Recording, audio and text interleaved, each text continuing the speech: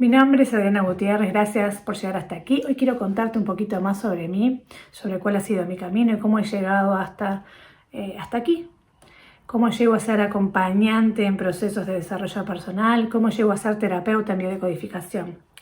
La verdad que a mí me apasiona el acompañamiento, me apasiona acompañar a personas a desbloquearse, acompañar a personas a entender que hay programas, que hay realmente barreras reales y literales que nos bloquean en el avance y que nos llevan a esos lugares y a esas vivencias tan a veces dolorosas, pero también profundamente transformadoras. Sin esas experiencias yo no hubiese llegado a estar aquí hoy, no hubiese logrado ver lo que me estaba bloqueando, sanar para mí, para mis hijos.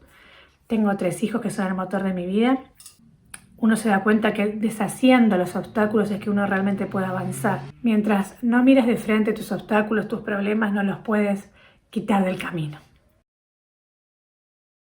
Si siempre fui una persona espiritual, no. Vengo de una familia que realmente enaltecía el pensamiento racional y hasta miraba con cierto desdén cualquier cosa parecida a religioso o espiritual. Me formé en ciencias biológicas. He sido siempre una apasionada de la vida, de entender cómo funciona la vida. La biología me ha explicado mucho, ¿no? Creo que a todas las personas que nos gusta la biología tenemos eso en común. Queremos entender, queremos saber cómo funciona la vida. También milité en política, una época de mi juventud, por supuesto, en que creía en la herramienta de la política desde muy joven. Fíjense que llegué a ser observadora internacional de las elecciones en México en el 94. O sea, realmente me involucré, me comprometí con la actividad en mi partido político y estaba realmente muy comprometida con esa herramienta. Quería cambiar el mundo, viajé, conocí personas, conocí otras realidades, otras historias, otras formas de entender el mundo. Fueron años muy formativos para mí, pero también entendí en ese momento que el sistema en el que estamos, Matrix, no en mi partido en particular, sino en todo el sistema, busca el ego. Después comprendí que lo que yo estaba observando era justamente el juego del ego. Nos busca transformarnos, busca torcernos de alguna manera. Y me di cuenta en un punto que no era para mí ese camino, para mí no lo era porque sentía que me forzaba a desdibujarme demasiado, a mí, ¿ok? Entonces decidí retirarme sabiendo y sintiendo que estaba siendo llamada por otro camino. Y miren que realmente ahora que lo veo, realmente hubiese podido llegar lejos porque en mi país se puede hacer una carrera en la política, pero aún así sentí que ya no era para mí el tiempo de militancia y de actividad política. Mi historia está llena de quiebres, como seguro está llena la tuya. Nos pasan cosas todo el tiempo, volvemos a pegarnos con las mismas piedras. Vi a mi hijo que con 13 años convulsionar una mañana y creí que se me moría en los brazos. Ese día, realmente si ustedes han tenido una pérdida así o han estado a punto de perder a un hijo, los comprendo totalmente. Por unos segundos, no solamente creí que eso era lo que estaba pasando, lo sentí en todo mi ser, sino que además percibí dos cosas, la futilidad, o sea, lo realmente innecesario y de poco valor que tenía muchas cosas que yo hasta ese momento le estaba prestando atención, y también entendí que es un suspiro la vida, ¿no? O sea, que es un instante, es como un hilo de aire lo que nos mantiene enganchados acá a este plano. Entonces realmente hay que tratarnos bien y tratar bien a los que nos rodean. Viví una separación difícil de mi esposo, con 3 hijos, me costó sanar esta relación. Lo hemos logrado, hoy ya han pasado muchos años y creo que eso ha sido uno de los buenos logros de mi vida. Con el padre de mis hijos hemos logrado subsanar momentos que fueron realmente complejos. Esta experiencia también era parte de mi historia familiar. Yo tenía que estar en esta experiencia para poder sanar y contar otra historia en mi clan sobre las parejas, ¿ok? Y sobre ruptura y sobre el vínculo de pareja.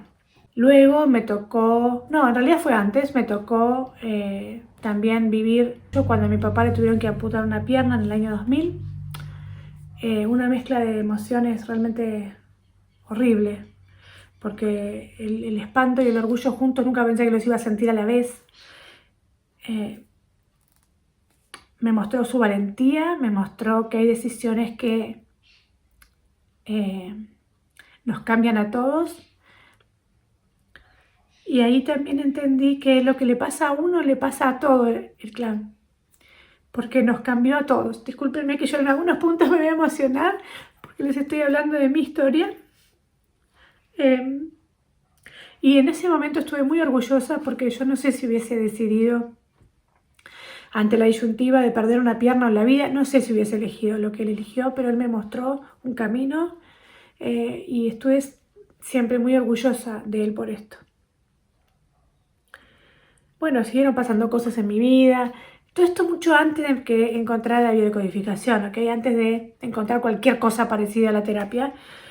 Les digo, ya era una persona racional, si bien soy pisciana, me gustaba mucho lo esotérico y sabía que en algún punto me iba a llegar mi tiempo de lo no racional, por decirlo de alguna manera. Pero como les decía, fui criada en una casa con un alto respeto por el valor de lo académico, de lo científico, lo que era de la racionalidad básicamente, y donde el pensamiento intelectual está especialmente valorado, ¿no? Una familia juiciosa, ¿no? Donde tirábamos juicios como quien, como capaz la tuya, ¿no? O sea, las familias suelen ser juiciosas y dueñas de la verdad. Después también me pasó otra experiencia muy reveladora para mí, que fue tener que atravesar el acoso laboral. Después de haber vivido realmente una separación violenta con mi ex, con mucha violencia verbal, pude entender la diferencia entre lo que es la violencia doméstica de lo que es la violencia pública, porque el acoso laboral te lleva a una exposición, porque está todo el entorno laboral siendo parte del contexto del abuso laboral. Unos cuantos años, o sea, para mí fueron eternos, me enseñó también lo que es el abuso del poder, lo que es tener que aceptar que uno puede estar en situación de debilidad y vulnerabilidad, los juegos del ego, el ego que no quiere que reconocernos como víctimas, pero hay que salir de ese lugar, ¿eh? O sea, no nos podemos quedar en el lugar de víctimas, hay que saber sanar para salir, porque tampoco se sale acusando ni luchando, se sale comprendiendo, se sale entendiendo cómo llegas a ese lugar, y porque se da el abuso es porque hay dos partes que forman un vínculo abusivo, ¿no? Una parte que se hincha y la otra también, ¿no? Para que haya un vínculo de abuso tiene que haber dos personas hinchando la piola. Y esa fue una gran enseñanza para mí. Yo era una de esas puntas que se hinchaba la piola, hasta que entendí que tenía que soltar. Nada estaba bien en mi vida en ese momento, ni lo económico, lo laboral, todas las puertas trancadas, imagínense. Yo sentía mucha vergüenza porque no lograba explicarme en mi entorno quién era yo. O sea, te pegan la identidad cuando tu jefe, en este caso mi jefe, ejerce violencia laboral, ¿no? Uno se siente realmente muy expuesto, muy vulnerable. Y bueno, también pude aprender de mí misma que hay una fuerza dentro de nosotros que nos empuja. En mi caso, mis 3 hijos eran un motor que nunca se extinguía de empujarme para adelante. Hasta que pude darme cuenta, y esta fue la mayor experiencia, el mayor aprendizaje de ese momento, que no tenía idea cómo salir de mi situación. O sea, yo no tenía idea cómo resolver el tema del acoso laboral, no tenía idea cómo resolver mi situación económica, no tenía idea cómo resolver nada. O sea, nada, la nada misma. En ese momento de mayor vulnerabilidad llega la noticia de que mi mamá tenía cáncer. Para mí fue como, bueno, ya está, cerrá porque ya está, no puedo tener un cartón peor ligador que este. ¿Y saben qué? Me rendí. Y fue una de las experiencias de los momentos más profundos y liberadores. Me rendí. Un día me di cuenta que no tenía la más pálida idea cómo seguir, ni qué puerta tocar, todo estaba cerrado. No tenía idea cómo había llegado ahí, ni cómo salir de ahí. Entonces simplemente miré para arriba y dije, bueno, ya está, no tengo idea cómo vivir esta vida. Tirarme una punta porque no me doy cuenta por dónde es. Y me di cuenta que sola no iba a poder. Siempre me había sentido muy segura de mí misma, de poder con lo que me propusiese, pues hasta ahí. Ahí se terminó la piola, ahí se terminó mi motor, se terminó mi sentido de rumbo, digamos. No estaba pudiendo, contrario a lo que siempre había creído, ¿verdad? Que iba a poder. Mi madre siempre me dijo que se puede. No sé, soy una de esas mujeres que fue criada en el vos podés sola, no dependas, todo este programa que nos obliga a encontrar, a tener que ser la que encuentre la solución. Y cuando no es así, es realmente muy frustrante y uno se siente que está fallando profundamente. Cuando tocas fondo, porque sentí que tocaba fondo, no sé si alguien se daba cuenta alrededor mío de lo profundo, la profunda tristeza que yo estaba viviendo. Te das cuenta que solo queda ir para arriba. Cuando estás en el pozo, queda solo ir para arriba y buscar ayuda para ir para arriba. ¿Y sabes qué? Te va a llegar ayuda, pero vos tenés que agarrar la mano, ¿ok? Porque cuando uno está en el pozo, alguien te va a tirar una mano, pero el movimiento de la salida, el movimiento de agarrar la mano y cinchar para salir es tuyo. Nadie te rescata a nadie realmente, ¿ok? Nadie salva a nadie. La mano de ayuda va a llegar, pero el movimiento de agarrarla es tuyo. Y la decisión del movimiento de salir es tuyo. Y solo tuyo. Con el proceso de enfermedad de mi mamá se abrieron puertas de terapias alternativas, del Reiki, hice varios tipos de Reiki, sanación del aura, lectura del aura, y me empecé a apasionar por explicaciones que estaban fuera de lo racional. Y pude experimentar en mi ser que para mí, ese tipo de respuestas eran experimentales porque yo ponía a prueba cosas y las validaba con mi experiencia. Y creo que ahí está el verdadero saber, no está en lo intelectual, sino en lo experimental. Cuando uno siente, cuando uno vive en carne y hueso, en espíritu, en alma, lo que está pasando y lo experimenta, es que realmente lo pasa a saber. Y a partir de ahí, eso ya es una respuesta incorporada y no se vuelve a preguntar eso ya se sabe. Es como el fuego, ¿no? La primera vez que metimos el dedo en una vela ya sabemos que el fuego quemó. No lo tenemos que volver, ya está, es parte de tu saber. Entonces, el viaje de transformación realmente es un viaje experimental hecho en primera persona. Lo tenés que hacer vos. Entonces, bueno, empecé a conocer todo esto y con ayuda, con mucho amor, con mucha búsqueda interna, empecé a abrir como a resquebrajar ese personaje que estaba viviendo, esa Adriana hasta ese entonces, y me di cuenta que lo que te va a sacar de un lugar, si hoy estás en un lugar complicado de salud, de problemas económicos, de problemas de pareja, de problemas familiares, de problemas laborales, cualquiera sea el problema que tengas, quiero que sepas y confíes en mí en que la luz está dentro. Cuando uno empieza a transformarse, empieza a resquebrajarse y empieza a permitirse romperse, y cuando uno se rompe, sale la luz, porque la luz está dentro, la solución está dentro, no está afuera.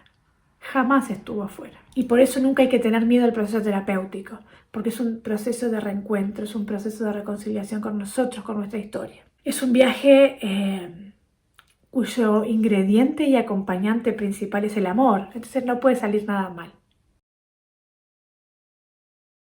Enrique Burón, el mejor docente que enseña en Uruguay, fue a dar una charla. Yo había escuchado algo de biodecodificación y como amante de la biología, recuerda que hice Facultad de Ciencias, dije, esto me resuena súper copado, quiero saber más.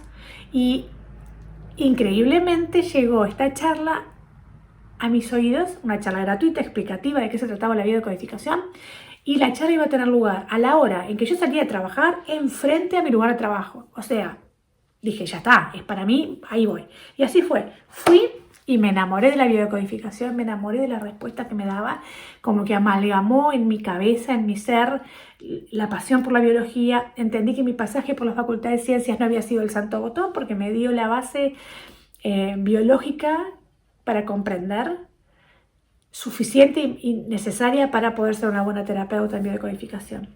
Hice la formación, empecé a practicar en mí, porque quiero que sepan que todo lo que yo ofrezco a un consultante, antes lo probé en mí. Fui la primera, el primer conejito de Indias fui yo misma, mi familia, por supuesto, mi gente cercana.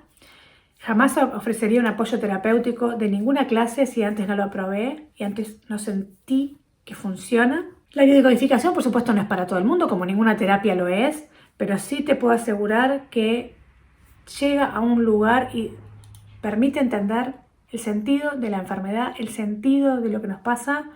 La psicogenealogía también es una de mis propuestas terapéuticas.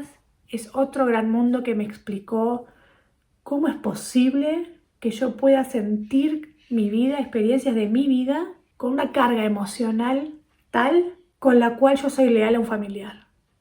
Es decir, descubrir que somos replicantes de historias familiares como si fuésemos robotitos, me voló la cabeza. Entender que ante una situación afectiva yo respondía desde el mismo lugar que una ancestra o un ancestro, wow, realmente me cambió totalmente, me cambió sustancialmente. Y eso es parte del proceso de sanar. Entregarle a cada ancestro lo que es de él, para quedarte con quien sos tú realmente. Basta de lealtades que te bloquean, te limitan, te hacen sentir la vida de una manera bloqueante. No, la biodecodificación no es antimedicina, de hecho nos basamos en los estudios clínicos para el diagnóstico, para el trabajo. El diagnóstico clínico es la base con la cual trabajamos. De hecho yo viví la medicina desde adentro desde muy chica, a los 3 años fui diagnosticada con asma. Tuve estudios varios, me hicieron de todo un poco, pensaron en un momento que tenía cáncer de pulmón, pero no, era un agujero en el pulmón que tenía, se fue. Las idas de emergencia, después se me cerraba el pecho, la nebulización, o sea, para mí los médicos me salvaban la vida todo el tiempo. Yo nací y fui cianótica, o sea, viste cuando el bebé nace y se asfixia, quedé azul, o sea, mi llegada al mundo fue entendiendo que el aire puede faltar. Entonces imagínense que lo respiratorio para mí tiene una fuerte carga de susto, ¿no?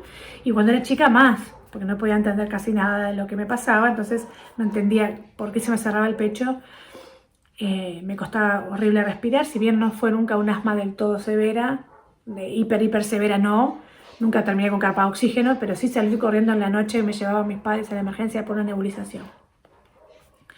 Entonces no soy antimedicina, la medicina salvó mi vida, salvó la vida de mis 3 hijos cuando nacieron. De vuelta, no soy antimedicina, lo que sí ha ido cambiando desde aquella mirada infantil de llévenme al médico que me cure, a la visión que tengo hoy como terapeuta, como adulta, es bien distinta. Hoy mi manera de entender es que la medicina ya no está dando las respuestas que el paciente necesita, no son suficientes y a esta altura tampoco creo que nadie puede dejar de ver el componente de negocio que hay en la medicina, y el negocio tiene que ver con la enfermedad y no con la salud.